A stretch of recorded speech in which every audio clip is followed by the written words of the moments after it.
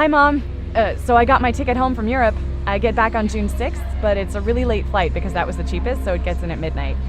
But don't worry, I'll get a shuttle from the airport so you don't have to pick me up. Like, really seriously, you don't have to. Okay, so love you. See you soon. Bye.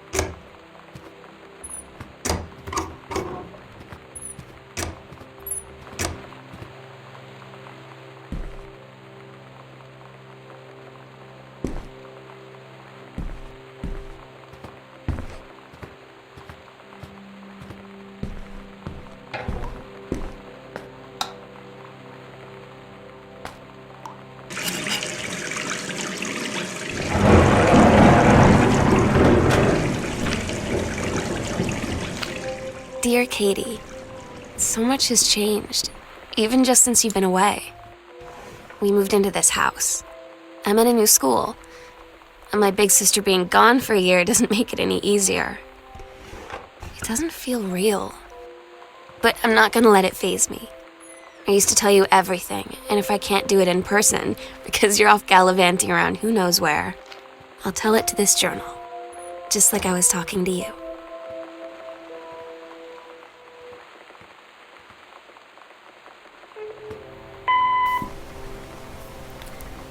Sam? Sam? Hello? Sam?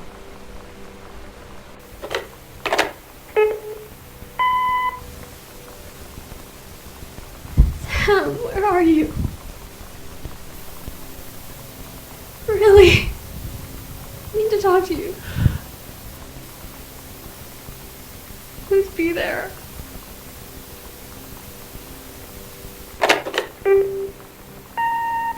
Hi, Mom. So I got my ticket home from Europe. I get back on June 6th, but it's a really late flight because that was the cheapest, so it gets in at midnight. But don't worry, I'll get a shuttle from the airport so you don't have to pick me up. Like, really seriously, you don't have to. Okay, so love you. See you soon. Bye.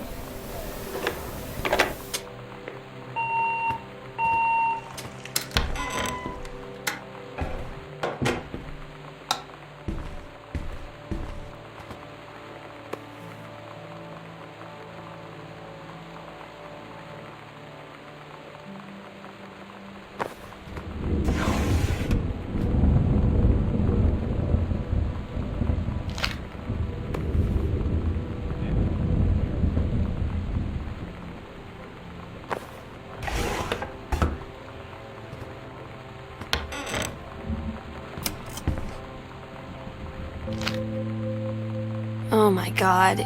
You are so lucky you finished high school before we moved into this house. So, it's the first day of school, and there I am, introducing myself to the class. And I say that I just moved into the house on Arbor Hill.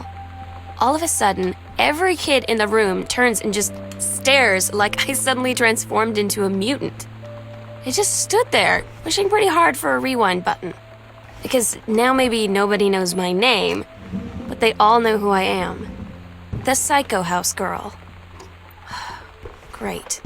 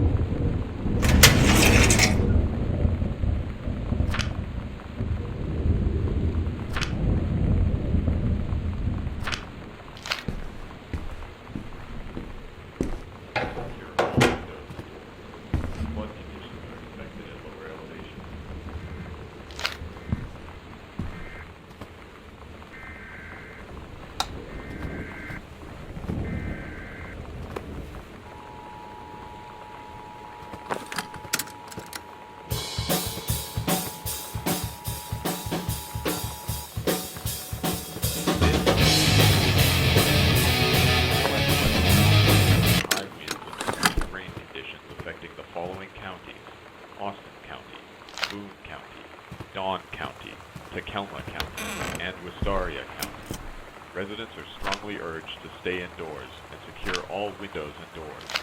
Flood conditions are expected at lower elevations.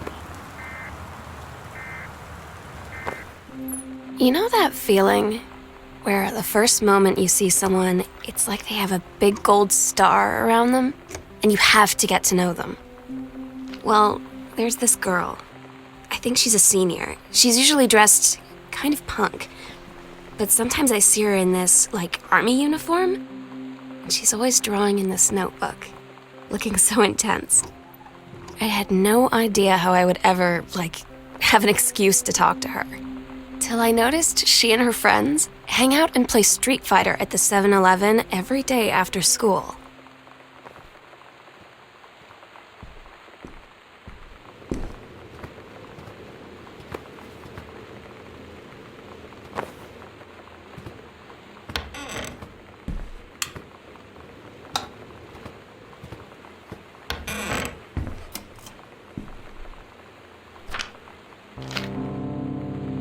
When you live in one place your whole life, your next door neighbor is kind of like your default friend.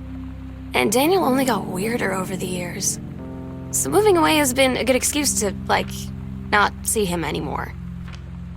But he did always have the good Nintendo games. Maybe I'll give him a call.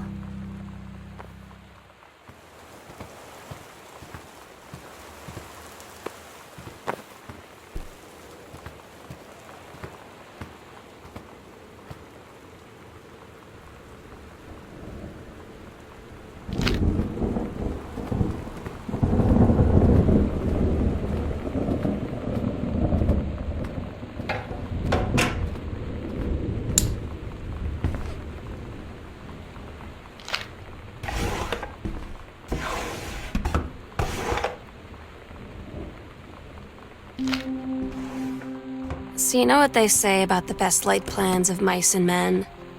Yeah, turns out it applies to Street Fighter too. At least I worked up the courage to walk into the 7-Eleven and ask for a turn, but all that practice at home did not exactly translate in the wild.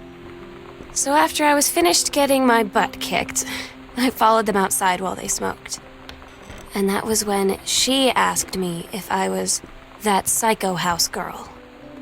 But then she said she's always really wanted to see the psycho house. Her name is Lonnie. She's coming over tomorrow.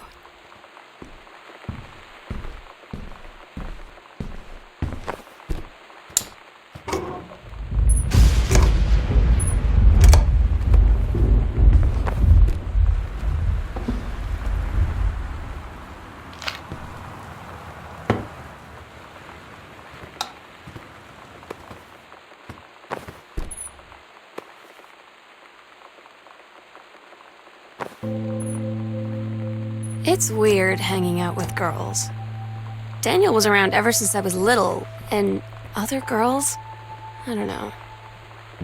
But being around Lonnie is like instantly just right. I gave her the grand Psycho House tour and took my revenge on Super Nintendo. And it was like, I don't know, I finally found someone I feel normal around. I drove her home and she gave me this tape and said, "You have got to listen to this." I haven't stopped playing it since.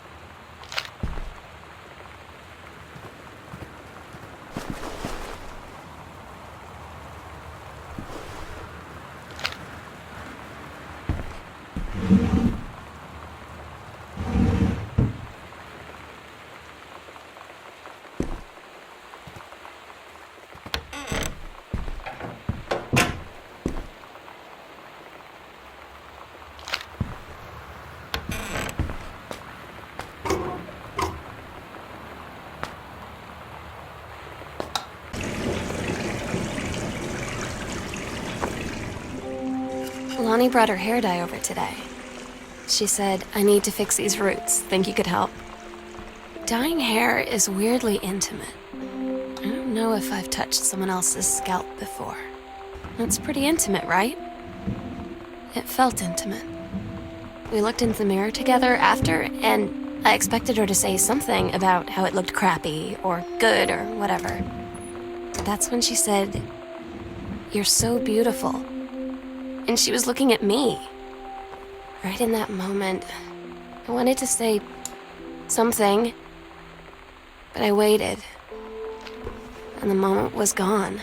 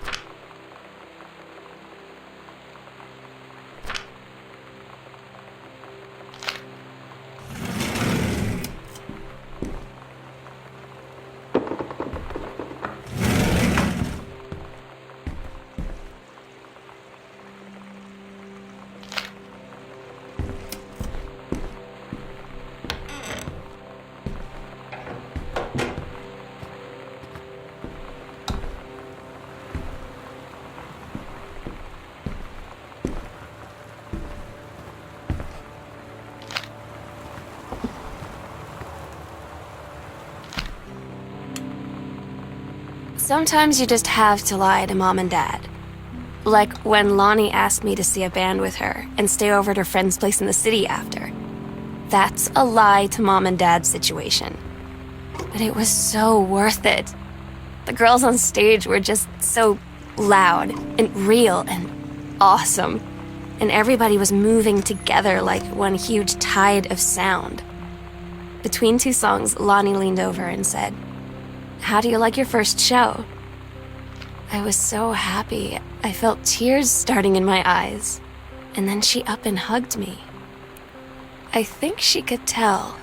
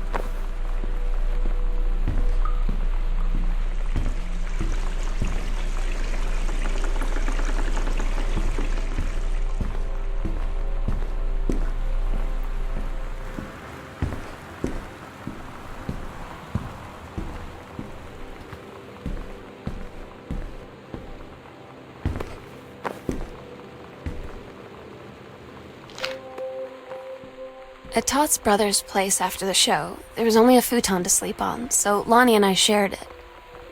The lights went out. I was turned toward her. My eyes started to adjust, and then I could see she was looking at me, too. In the dark, she smiled. My heart was beating so fast. I rolled over. I felt so, nervous. After a minute, she put her arm around me and was so close and whispered in my ear, "I really like you." I just nodded my head, and I really hope she could tell. I really hope that she meant what I think she did. I felt like a shook-up can of soda ever since. I hope we have the chance to talk before I explode.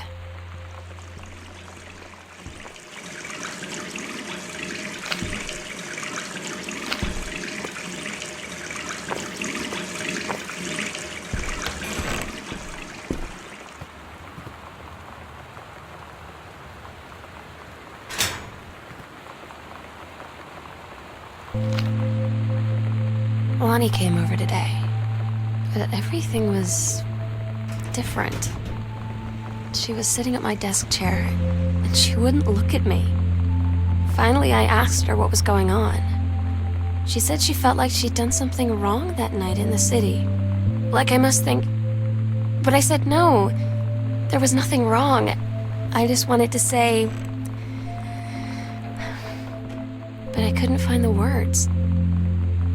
I felt like I was gonna cry, but I wasn't sad. She got up and sat next to me on the bed. I looked at her. Lonnie, do you think you could ever... And that's when she kissed me.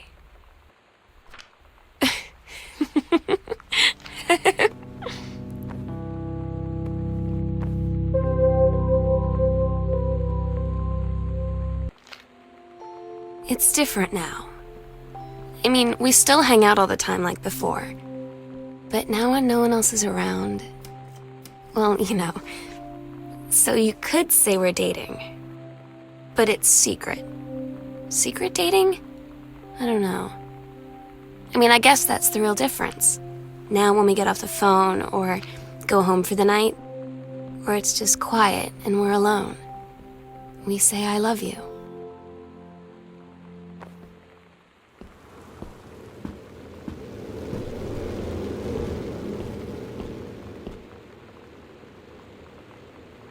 I'm so stupid sometimes. I was telling Lonnie that I got into my college summer program thing, and I was all making plans like, you should come visit me, stay in my dorm room. But she said, Sam, I ship out on June 6th. I was like, ship out? To where? She said, to basic training. What did you think I was doing all that ROTC stuff for? I guess she's been planning to join the army right after high school since she was like 12. And I guess she's really going to do it. So I was like, after graduation, I'm just never going to see you again?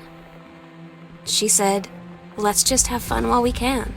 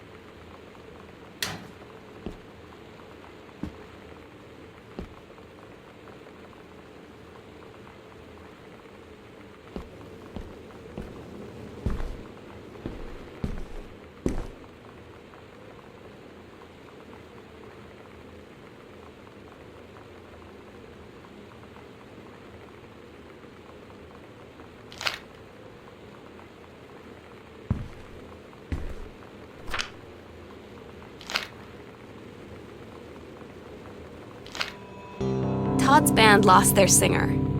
Todd said he sucked. Lonnie said he got sick of Todd's shit, and he was complaining about needing a new singer. So Lonnie was like, I can sing. And they were all kind of like, you can? And she was like, probably. But she's been rehearsing with them for like a week now, and I finally got to see them play in Todd's basement today. And she's actually really amazing. I feel so proud when she's on stage. It's incredible being in awe of someone you love. So everybody knows it's like a temporary situation till she ships out in June. But till then, I'm gonna be at every single show.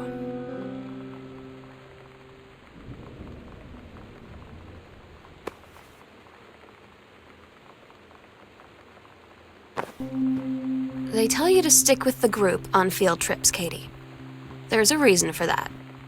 Lonnie and I snuck off on the side paths at Multnomah Falls and got a little lost. Okay, a lot lost. Like, for hours. Right before the bus left, we found a trail and came running down the path, soaked and covered in mud, shouting for the bus not to leave. The school called home. Mom and Dad said, you didn't get into trouble like this before you met that Lonnie girl. But I don't think they know about us. The kids at school, though, I'm really afraid that's a whole other story. Stick with the group, Katie. Stick with the group.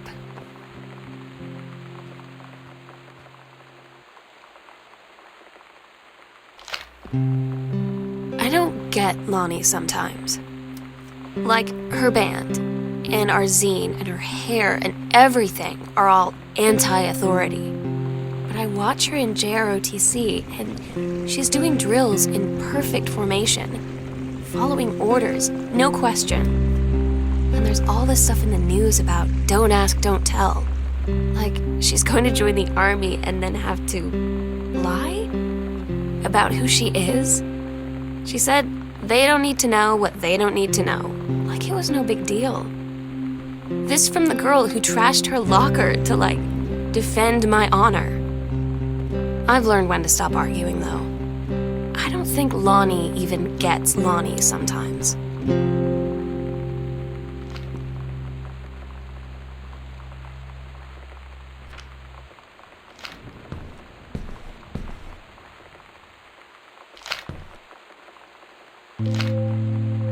Katie, you know how Mom and Dad are. Not exactly super open-minded about things. It feels like every minute I don't spend with Lonnie, I spend worrying about them finding out about us. And what would happen if they did? You know Dad's joke about the nunnery that he'd tell whenever he brought boys around the old house? I wonder where he'd want to send me.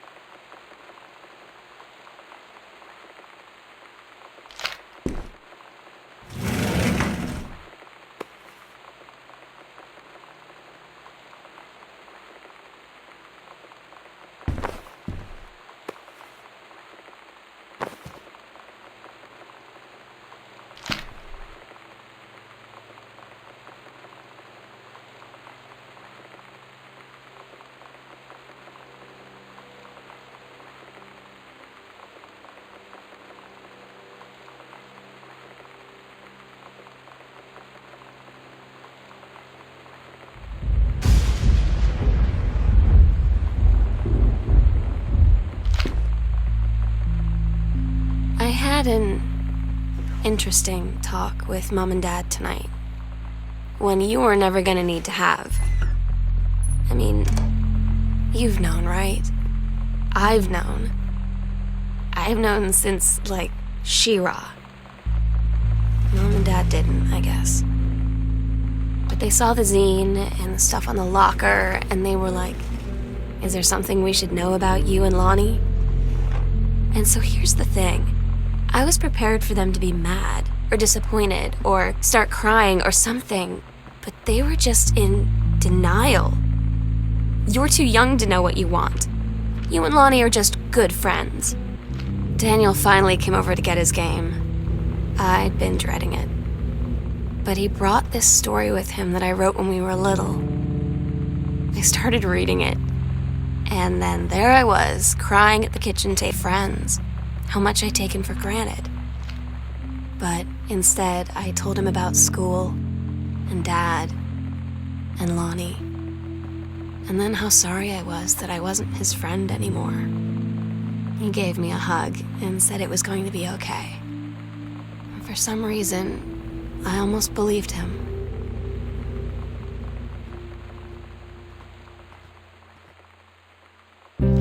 Lonnie had her going-away show with her band tonight.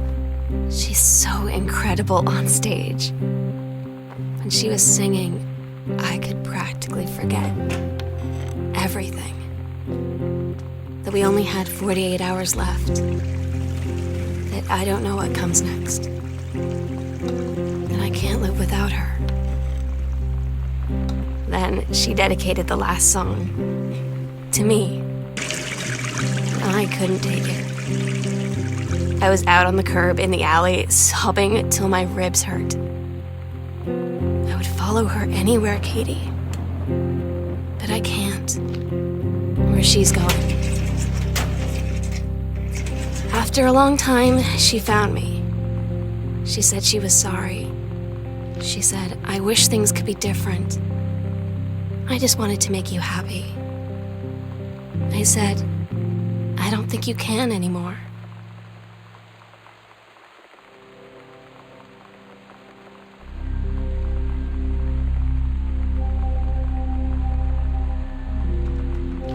We agreed our last night together would be our happiest ever, and we'd forget tomorrow was going to come at all. It worked for a while. We had a good time seeing Oscar off, then ran up to the attic to look through our photos, to find one for Lonnie to take with her.